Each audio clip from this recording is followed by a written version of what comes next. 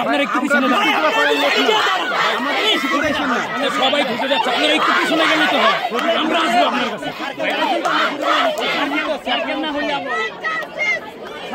সবাই 1 মিনিট।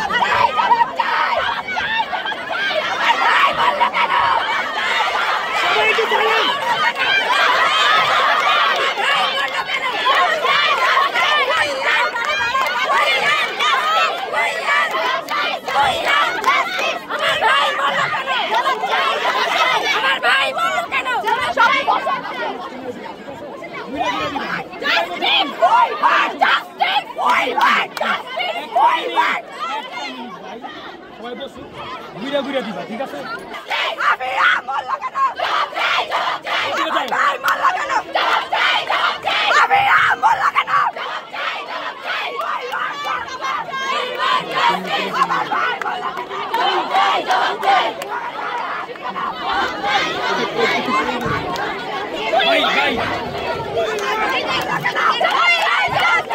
আপনাদের দেখা দেখি দেখেন একটা সাইড নেন ভাই, আপনার একটা সাইড নেন।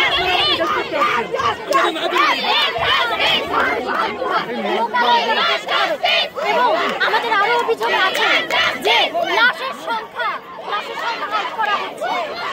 অনেক বড় মারা দিয়েছে, আমরা ছিলাম 100-র উপরে শিক্ষার্থী মারা দিয়েছে, আমাদের ছোট ভাই দাদা মারা দিয়েছে। তারা লাশের সংখ্যা হচ্ছে, তারা লাশ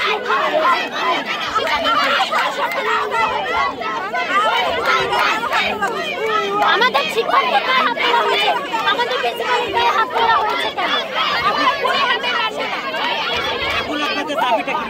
আমাদের দাবি শিক্ষামন্ত্রীকে পদত্যাগ করতে হবে।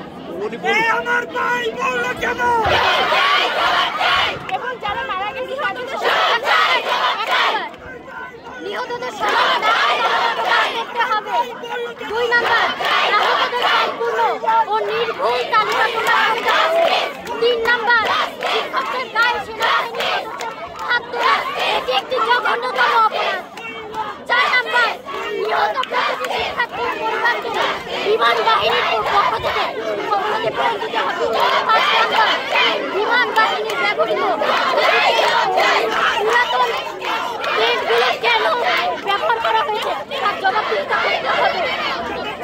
6 নাম্বার, বিমান বাহিনীর প্রশিক্ষণ পদ্ধতি ও প্রশিক্ষণ কেন্দ্র আরো মানবিক ব্যবস্থা চালু করতে হবে। দাবিগুলো যদি সরকার না মানে তাহলে কি আপনারা এই আন্দোলন? 8 নাম্বার, মাইস্টন কলেজ থেকে উত্তর আধুনিক আমাদের এখানে যানবাহনের ক্ষেত্রে আমরা যখন লাশগুলো নিয়ে তুলে যাচ্ছিলাম তখন যানবাহনের ভাড়া যেখানে আমরা 50 টাকা দিয়ে চলে সেই ভাড়া হয়ে গেছে 1000 টাকা। যে পানির বোতল 80 টাকা 40 টাকা, সেই পানির বোতল হয়ে গিয়েছে 600 টাকা। এরকম অমানবিক আমরা সহ্য করেছি। বিচার চাই, আমরা এই দাবিতে আজকে বসেছি। এই দাবি মানা না হলে কি আপনারা আন্দোলন চালিয়ে যাবেন? আমরা আন্দোলন চালিয়ে যাব। আমাদের দেহে যতক্ষণ রক্ত আছে আমরা আন্দোলন চালিয়ে যাব। আমাদের ছোট ছোট ভাই বোনেরা পানির কথা বলতেছিলেন, আমরা যদি বাইরের উন্নত দেশগুলোর দিকে তাকাই, আমাদের কাছে টাকা নেই, একটা পানির বোতলের দাম নাকি 200 টাকা, তারা সেল দিবে না। রিকশাওয়ালারা আমাদের বলেছে যে আমাদের হসপিটালে নিয়ে যান, আমরা অসুস্থ, তারা যাবে না। মানুষের মানবিকতা কোথায়? জায়গায় আমরা সাহায্য চাচ্ছি, তারা সাহায্য করতে চাচ্ছে না। রিকশা ভাড়া যেখানে 50-60 টাকা, সেখানে তারা 120 টাকা 300 টাকা করে চাচ্ছে, 1000-2000 করেও চাচ্ছে। কারো কোনো সহযোগিতা নাই। মানুষ আজাইরা এসে এখানে ভিড় করতেছে। মানুষের মানবিকতা এতটা হয়, উঠে যাও। ধন্যবাদ, উঠে যাও ভাই।